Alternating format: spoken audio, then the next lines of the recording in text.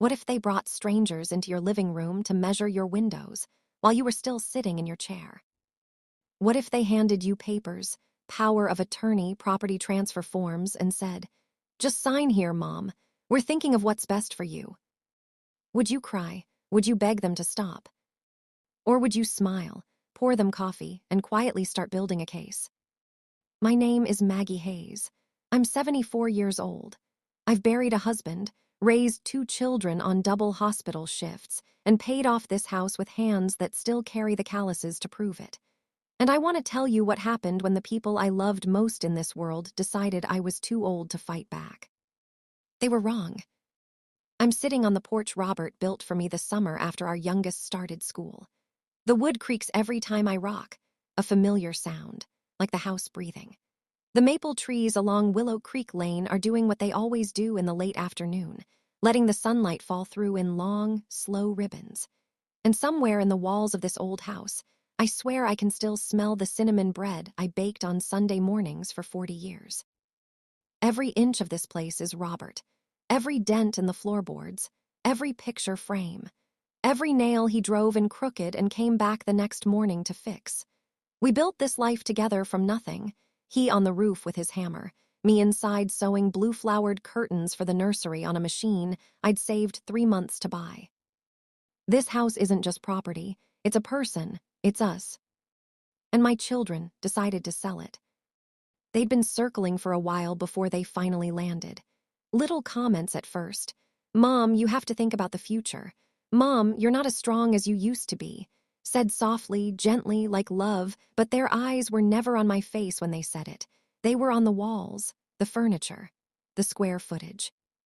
I noticed the brochures before they told me about them. Glossy pamphlets for premium senior living communities, with photos of smiling strangers playing cards in sunlit rooms. Linda tucked one into her purse when she thought I wasn't watching. I was watching. I'm always watching. Last Thursday, a Thursday just like any other Thursday, they came without calling ahead. They sat down at the kitchen table, the same table where I helped them with their ABCs, where Linda cried over her first broken heart, where Caleb announced he'd gotten into college and Robert cried harder than anyone. They sat at that table and laid out their plan like it was a business proposal. 6 weeks. I had 6 weeks before moving into a senior living facility 2 counties away. The house would be sold to cover costs. They had already circled the date in red on a calendar.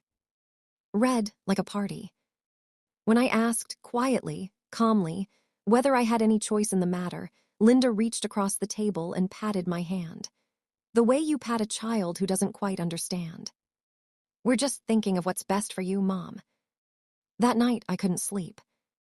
I lay in the dark listening to the ceiling fan, and I heard Robert's voice as clearly as if he were lying beside me. "Maggie, read the fine print. Always stand your ground." A cold fire lit itself somewhere in my chest, and I let it burn. I was up before sunrise the next morning, strong coffee, my old spiral notebook, a pen. I didn't cry. I didn't call Linda to plead with her. I didn't tell Caleb how deeply he'd hurt me. I did what Robert always taught me to do when something important was at stake. I made a plan. I called my old friend Janet, a lawyer now in Chicago, still sharp as the day I met her in the hospital cafeteria 40 years ago. She laughed when I told her what was happening. "Maggie, I always told you to keep those documents safe." Then I called Detective Carla Ruiz, the neighborhood girl I'd helped through nursing school. Tall now, badge on her belt, hair pulled back, but still the same kid who used to do cartwheels on this porch. She came over after dark and hugged me at the door. "We'll make sure they don't get away with anything, Miss Hayes." She gave me a digital recorder the size of a lipstick tube. I tucked it into my apron pocket. That same week, I checked the deed. The house was never in their names. Robert had quietly set up a trust years ago, something he'd done without telling the children, maybe knowing someday it would matter. I walked to the bank with the original deed tucked inside my old handbag, my heart pounding the whole way, and placed it in a safe deposit box alongside my mother's wedding ring, Robert's medals, and every document that mattered. Then I hid 2 small cameras in the kitchen and living room. They looked exactly like plug-in air fresheners. The tiny red light inside each one blinked like a heartbeat. I kept my smile on. I kept baking. I kept answering the phone. But inside, I was ready. Caleb arrived one morning with a stack of papers, setting them on my kitchen table with the easy confidence of a man who expects no resistance. Power of attorney, property transfer forms, documents that would have handed him everything. The grandchildren sat in my living room, staring at their phones, while their father dismantled my life on my kitchen table. I looked at the forms, I looked at my son, and I smiled. "I'll have my lawyer look these over, honey." His ears flushed red. "Your lawyer?" "Yes," I poured him coffee. "An old friend from Chicago." He tried to recover. "Mom, you're making this harder than it has to be." "I'm just being careful," I said pleasantly.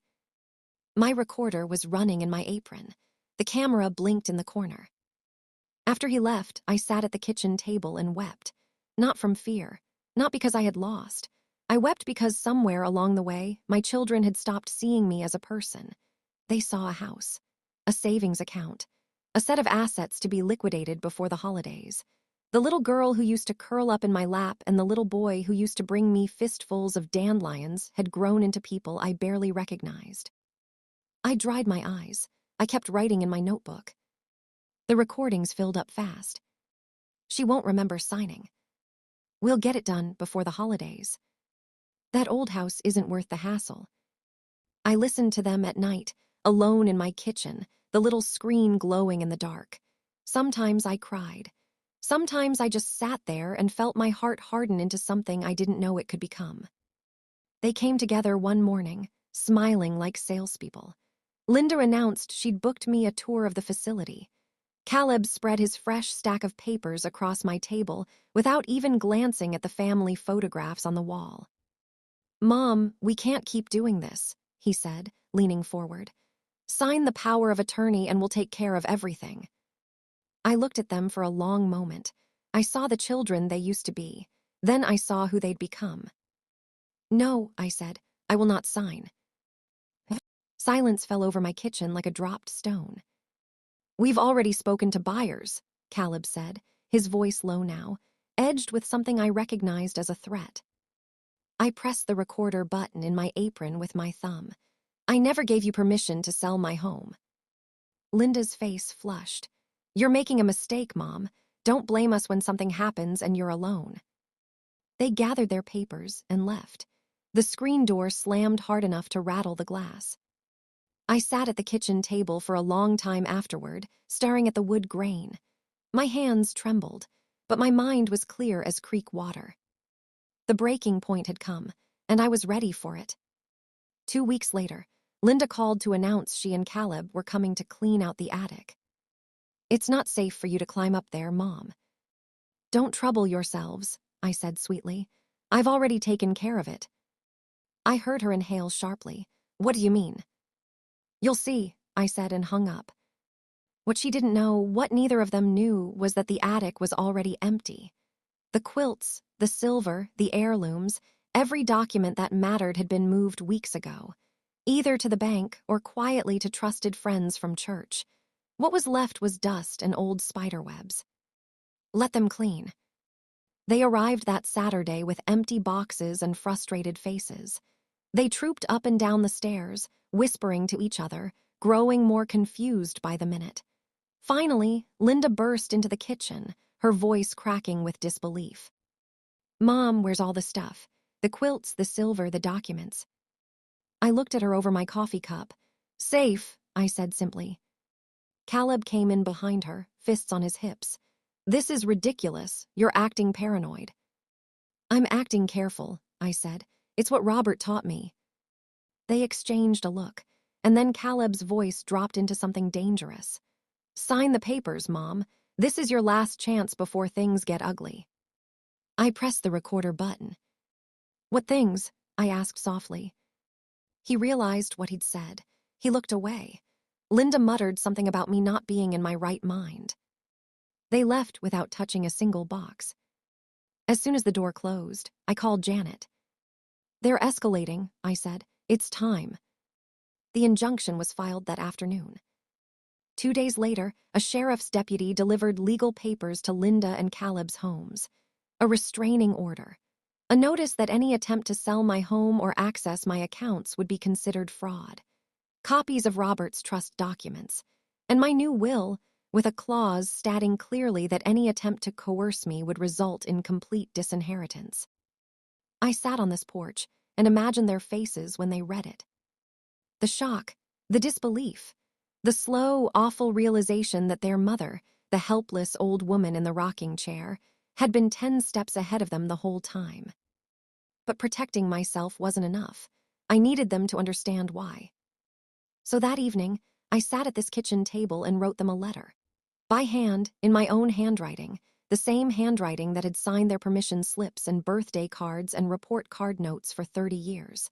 I told them about the nights I'd sewn until my fingers bled to pay their tuition, about Robert's dying wish that this house stay in the family, about how it had felt to be treated like a burden, like furniture, like a problem to be quietly managed. I don't hate you, I wrote, but I will not let you erase me.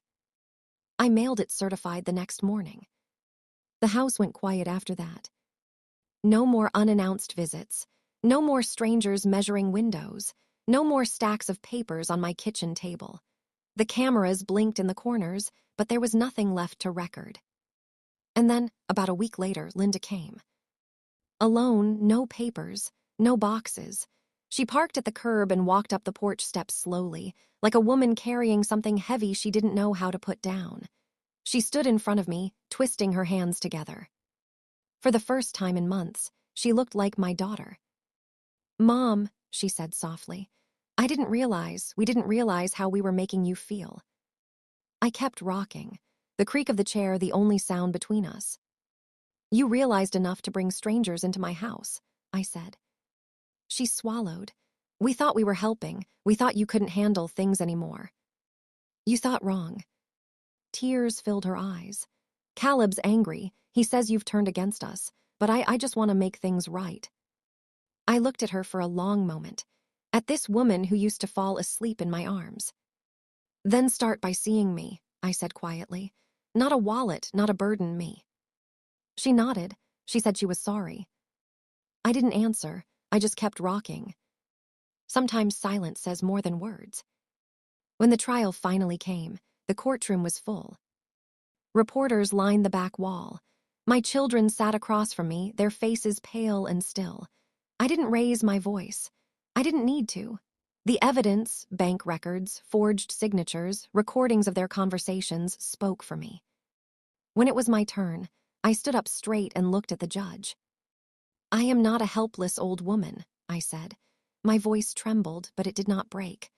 "I am a mother, a widow, a veteran nurse who worked 40 years and saved every dime for her family, and I will not be erased."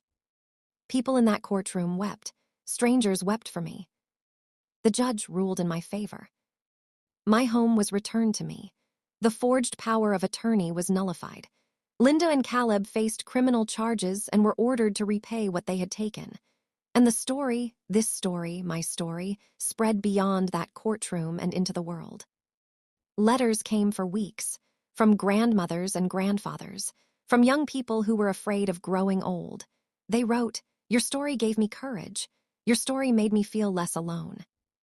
I started speaking at community centers about elder abuse. I told rooms full of people, silence protects the wrong people. Speak, document, demand respect. And at home, on Sundays, I open my kitchen. Older neighbors come, people who have been isolated, dismissed, forgotten by their families. We drink coffee and bake cinnamon rolls and share stories. I teach them how to protect themselves, how to keep copies of every document, how to set up bank alerts, how to write a will that truly reflects their wishes. Knowledge is armor. I learned that late, but I learned it. This morning, snow began to fall outside my window. Light and quiet, covering the yard where my children once built snowmen with Robert, their cheeks red, their laughter loud enough to fill the whole street. I watched it from my rocking chair, pen in hand, finishing the last page of this diary. The house is warm. It smells of cinnamon, and I can almost hear Robert's voice in the walls. "You did it, Maggie. You fought back." I smile through my tears. If you're listening to me right now, maybe on your porch, maybe on your phone somewhere far from here, I want you to remember something. Aging is not weakness. Love should never be used as a weapon. And if someone tries to take everything you've spent a lifetime building, everything you poured your heart and your hands and your sleepless nights into, you are allowed to fight for it. You are allowed to be fierce. I set my pen down.